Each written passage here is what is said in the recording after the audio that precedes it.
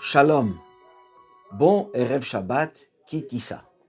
Parmi les nombreuses mitzvot qui sont enseignées, qui sont racontées dans notre paracha et des événements, et non pas des moindres, on a la mitzvah du Shabbat. Et la Torah nous dit que, souviens-toi, fais le jour du Shabbat, Achet Shabtota et Ishmor, gardez mes Shabbats, c'est un signe entre vous et moi, Oti Beni Uvenechem, entre moi et vous, les Dorotechem, pour vos générations, afin que je suis, car je suis l'Éternel, qui vous sanctifie. Ani Hashem, mais Kadishrem. Donc, Shabbat est un signe entre Hashem et nous, et c'est moi, Hashem, qui vous sanctifie. Par le Shabbat, on est sanctifié. On se rappelle les 10 commandements, on a eu le commandement du Shabbat, il est dit, Zachor Yom Shabbat les 4 choses, souviens-toi du jour du Shabbat, 6 jours tu travailleras, le 7e jour tu te reposeras, toi, ta famille, tout le monde. Car, pourquoi? Parce que Dieu a créé le monde en 6 jours, et le 7e jour, il s'est reposé. Eh bien, alors, Akadosh Baruch Hu l'a sanctifié. Alken berach Hashem et Yom HaShabbat vayikadeshehu. Pour ça, Dieu a béni le jour du Shabbat, il l'a sanctifié. Quelle est la différence entre ces deux formulations du Shabbat? Eh bien, c'est évident, on le voit tout de suite.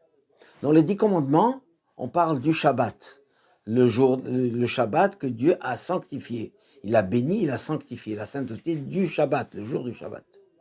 Mais la paracha de notre semaine nous parle de l'homme qui fait le Shabbat. Je suis l'Éternel votre Dieu qui vous sanctifie.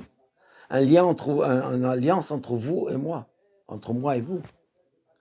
C'est la particularité de la Kedusha, de la sainteté de l'homme qui est particulière Shabbat. Et pourquoi cela? Disent nos sages que le Shabbat, nous sommes différents. Le jour du Shabbat, on a une Neshama Yetera. On a une âme supplémentaire, une âme spéciale de Shabbat, qui vient que Shabbat.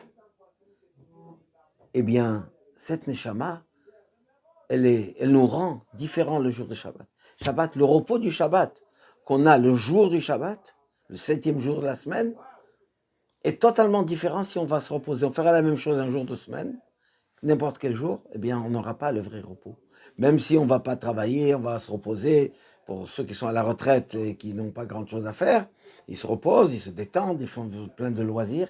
Mais celui du Shabbat, c'est totalement différent. C'est Menoucha Shlema, un repos complet, un repos entier, parfait. Cette Neshama nous quitte samedi soir. Pour cela, on fait les Bessamim, on sent l'encens. On fait la bracha, pourquoi? Pour ramener l'âme, car elle est triste. La partie qui reste en nous est triste, qu'elle a disparu, les autres parties. Alors on essaye de la consoler, de la ramener.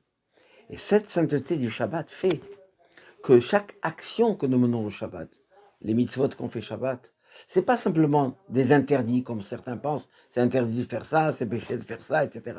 Bien sûr, il y a des interdictions Shabbat, mais il faut garder Shamor, le préserver, le sanctifier. Le Shabbat, on est hors de ce monde. On se consacre à la prière, à l'étude, aux repas familiaux, au bon repas, le goût du Shabbat dans les plats du Shabbat, la tafina ou le couscous ou ce qu'on mange, a un autre goût le Shabbat, même si on fera le même en semaine. Parce que cette sainteté du Shabbat, comme la Talmud dit, c'est une épice qui s'appelle Shabbat, qui fait les plats du Shabbat, en donne un repas particulier, un goût particulier.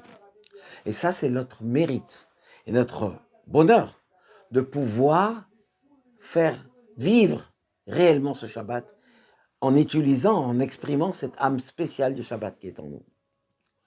Et c'est pour cela que Shabbat, on n'a pas le droit de profaner, transgresser. Pourquoi?